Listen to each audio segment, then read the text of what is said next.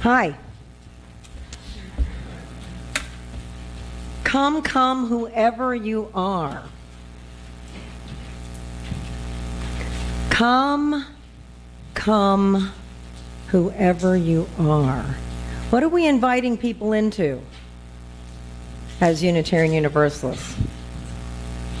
What's at the center of Unitarian Universalism? What's worth living for? Love. So if we go back to the words of James Luther Adams, I want to take us a little bit more adultly deeper into that, if we're staying in that Jewish place of looking at things in layers, in a midrash kind of way, where we know that the beginning of everything is a simple story, and the more you hear the story, each time you hear the story, you come to it changed. It's not the story that changes, but you have. And so you hear something new in the story every time, deeper in the story every time. So let's look at these stones again from a little bit deeper point of view. So James Luther Adams said in a very long essay, and the essay is actually in a set of essays called Living Life Religiously. So he said many things, but when you sort of scratch away at it, he said these 5 things. And the first thing that he said is that revelation is open and continuous. Revelation for us is open and continuous. We are not the people who believe that revelation is sealed. So what does that mean? It means that at any moment, any human being on the face of this planet could be touched by a divine thought. And we should be living with one another like we are the holy children of the universe that we are. And so this should give us great hope, great hope. He also said that we come with great hope in our hearts of our own free will. It has nothing to do with hell or damnation. There are no threats to come into this faith. To come into this faith, you come with goodwill and in covenant with one another. And so that brings us to love. The covenant of our faith is love. And so we should be holding in our hearts great love. And we know that we come in hope and love to build the just community. Not just in here, where it should be easy. It's always easy, right? Not just in here where it should be easy, but out there where there are people who need us. Kathy and I firmly believe that the world needs a vibrant Unitarian Universalism. They just don't know it. They just don't know it. And so this third stone is the stone of justice.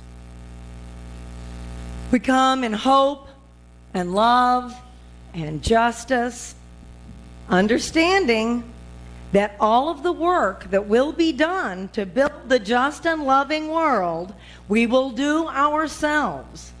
There is no one coming to save us.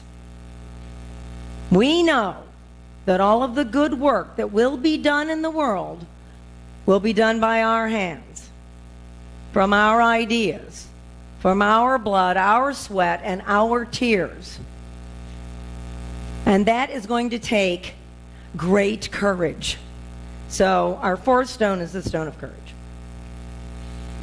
And we are not a sad people. Ours is no caravan of despair. We should be joyous about this great work we are about to do, because we have everything we need. Turn around and look at the partners that you have in this work. Turn around and see the people. See this building? Look outside. Oh my gosh, what a beautiful world we live in. And this should be great joy. So we should be carrying joy in our hearts every day. Hope, love, justice, courage, and joy is the foundation of Unitarian Universalism. So what are the pillars? What are the pillars that hold up our faith? I would like for you to take your hymnals out and turn to the page that has our 7 principles on it.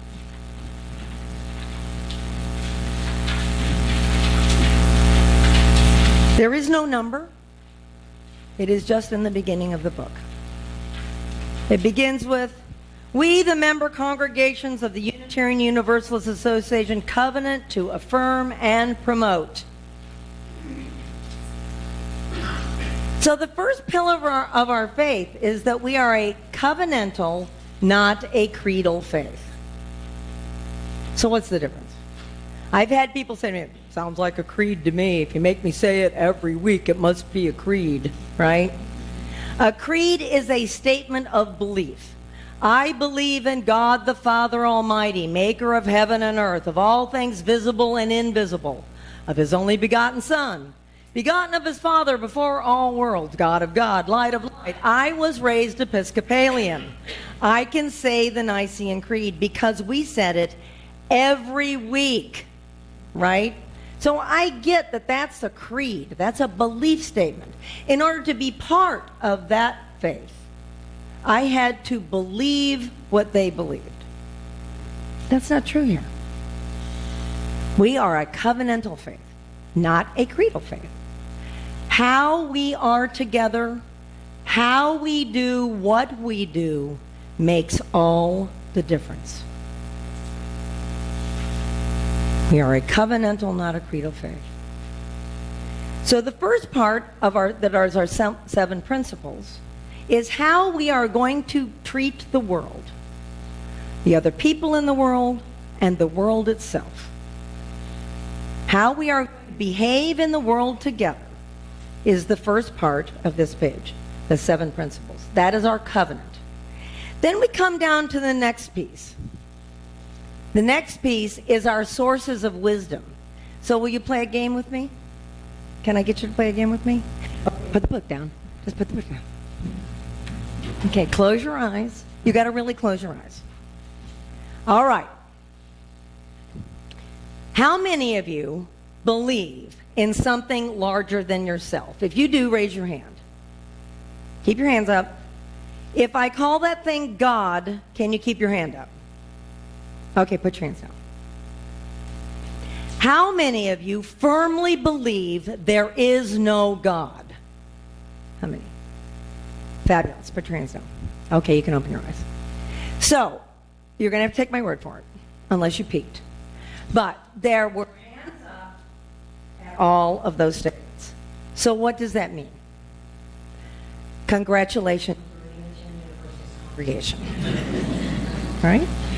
Because the second pillar of Unitarian Universalism is that we are a pluralistic faith. We are not fundamentalists. We do not believe that there is one path to the truth. We believe that there are many. And we've made a list here of the ones we know about, okay? But like all good lists,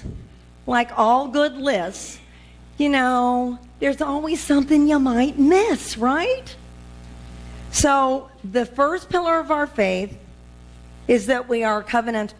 The second pillar is that we are a pluralistic, not a fundamentalist faith. Okay?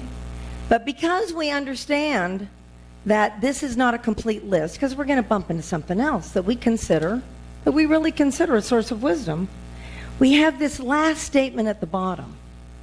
This last statement at the bottom that talks about us not being finished. So the third pillar of our faith is that we are a living tradition. The third pillar of Unitarian Universalism is that we are a living tradition. So what does that bring us back to? That brings us back to revelation being open and continuous. And our groundwork. It brings us back to the foundation of Unitarian Universalism, That is, we are the people. If we have relatives in the United States of America called the United Church of Christ. You know those people? Because they're just us. You know, I used to work with a little United Church of Christ that was right there in my hometown, and the minister would always jokingly say to me, "Well, we're Unitarians considering Christ." You know, he would just joke about that. But they have the same things in their faith, and they have a quote right now that they say to one another. They say two things. It's just brilliant because I love it. It said, "Never put a comma. I never put a period where God has put a comma." Okay? And the other thing they say is God is still speaking. So they too are a living tradition. So we are a living tradition. We understand that we are never finished. We understand that we will become, we're not born again. We are born again and again and again and again and again. And not in a kind of dissatisfied way with where we are at the moment, but with a joyous expectation of what might be. What is possible for me as a human being? What is possible for you as a human being? And together, what is possible? So we are a living tradition.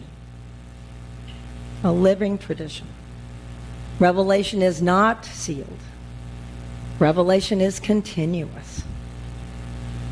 And therefore, what I am today, I will be only partially tomorrow. I am a nesting bowl. I am the nesting dolls. The baby of me lives inside of me. And there are layers upon layers upon layers of my humanity that have changed me, and will continue to change me. And what better adventure is there? To see our spiritual development, see the human part of me that is not mental, not physical, but is just my spirit, to see that has a place in my human growth, that I will be one thing tomorrow that I am not today. What great hope we should have. What great hope we should have. I cannot imagine a world. I would not be allowed to live a life of integrity, nor would I be doing work that I was honored to do if it was not for this particular spiritual discipline. This has saved my life, made me rich beyond compare. This is a vibrant faith. This is a holy place, and you are my partners. I cannot thank you enough for the partnership.